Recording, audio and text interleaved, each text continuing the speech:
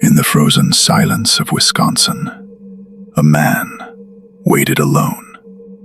They called him the Butcher of Plainfield, but the truth was quieter, far quieter, far sadder.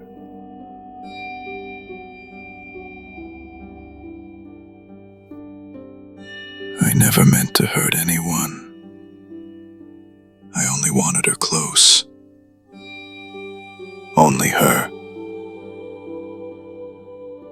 The legend begins not with a scream, but a whisper.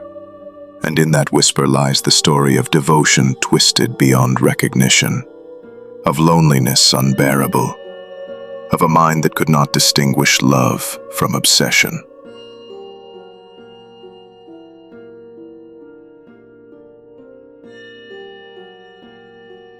Ed Gein was a boy molded by devotion, not warmth, not kindness, but a strict, absolute devotion that left no room for the world.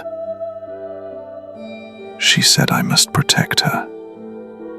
She said all women are sinful.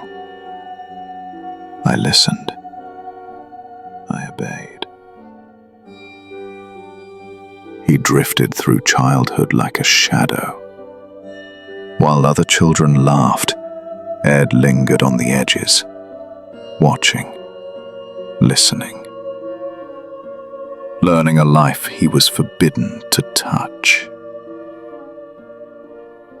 His father faded into drink and absence. His mother, Augusta Gein, was everything. Teacher, priest, law and punishment. Her words lingered in his mind long after leaving her lips. I could never disobey her.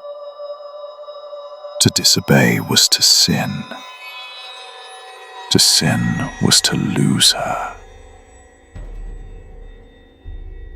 The Plainfield farm stood isolated. Cornfields and woods stretching into silence. Winters were long. Nights colder than fear itself. Ed wandered alone. A boy, not yet a man. Not yet a boy. Trapped in a moral universe built by his mother. I knew nothing of friends. I only knew her eyes. I only knew her voice. I only knew obedience.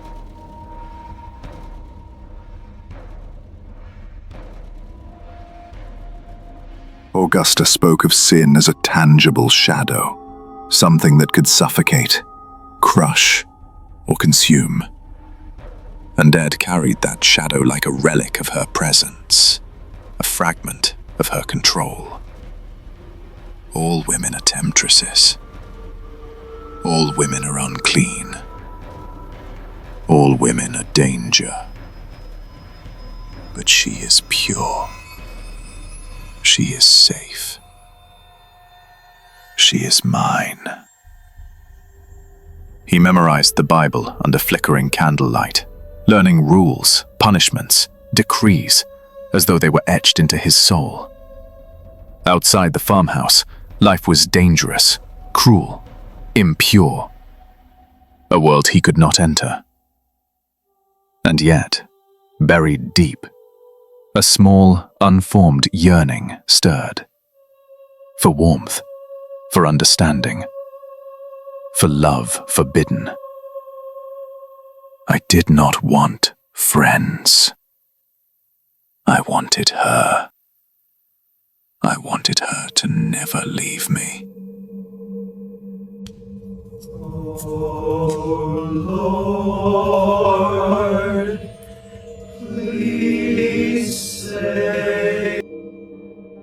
At 39, Ed's world shattered with Augusta's death. She is gone. She cannot tell me what is right. She cannot tell me what is wrong. I am lost. He roamed the farmhouse like a ghost, clutching her belongings, inhaling the fading scent of her perfume, inhabiting rooms that suddenly felt enormous, empty. In that silence, a new compulsion grew. I can't leave her here. She would be cold. She would be lonely. She should not be gone. The cemetery became his refuge. Under bleak winter skies, he exhumed what he believed could bring him closer to her. Quiet, ritualistic, meticulous, he acted without confession, without malice. I am not hurting anyone. I am bringing her back. I am keeping her near. I am obeying her.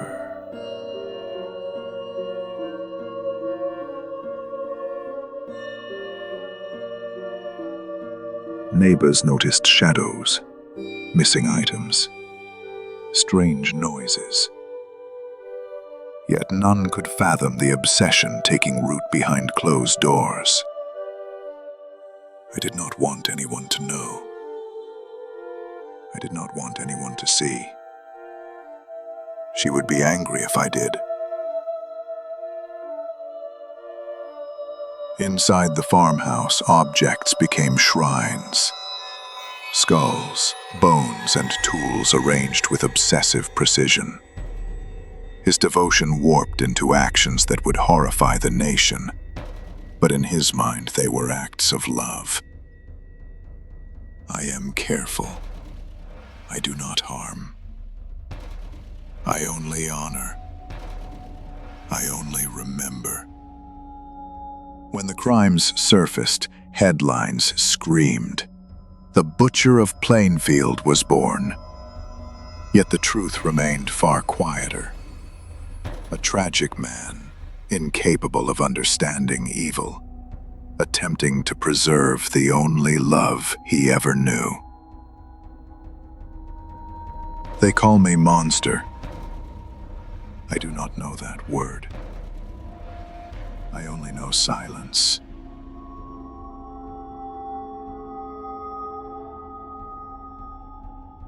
Authorities entered the farmhouse. They found the unimaginable. Furniture stitched from human skin. Objects carved from bone. A house turned shrine. I didn't mean to be a monster. I only wanted to bring her back. Only to feel her near. Police catalogued the evidence, clinical and precise. But beyond the grotesque, one fact lingered. Absence of malice. No rage, no hatred. Only the echo of a man preserving a ghost. I only wanted her close. I only wanted her voice. I only wanted her eyes to look at me again. Psychiatrists debated sanity. Did he know right from wrong? His answers were simple, childlike, disturbing in honesty. Obedience had created horror, but in a way the world could not comprehend. I am not evil. I do not know evil. I know her. I know devotion. I know silence.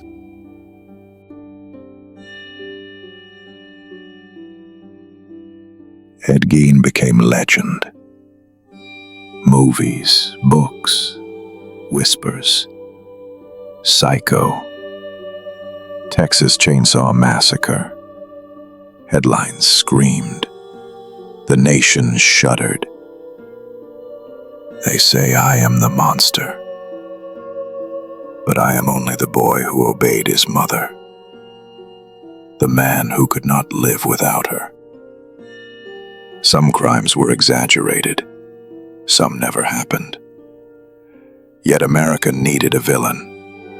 And Ed, quiet, polite, invisible, became a canvas for fear. I am not what they say. I am only what they needed me to be.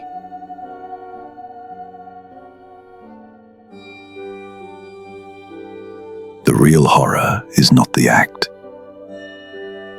not the bones or stolen corpses.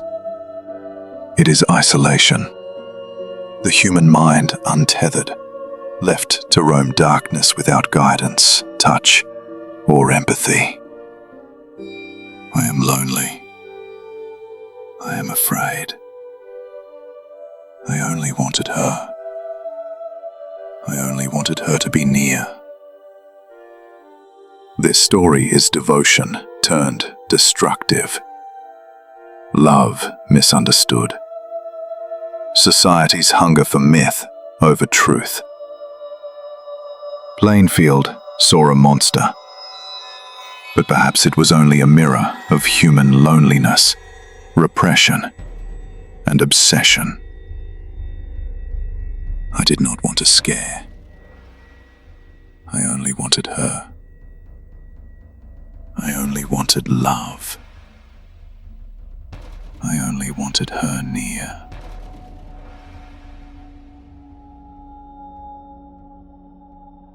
Ed confessed easily. He seemed puzzled by wrongdoing. His gaze held no menace, only sorrow. I am not the monster they say I am. I am only the echo of her voice. I am only the shadow of her presence. The real horror may not have been in what he did, but in how the world required him to become the symbol of its darkness. A lonely, broken soul, miscast as a monster. They call me monster, but I am only a boy who loved too much. A man who obeyed too well. A shadow left behind. Perhaps the true horror was never Ed Gein, but the world that needed him to be the monster it feared.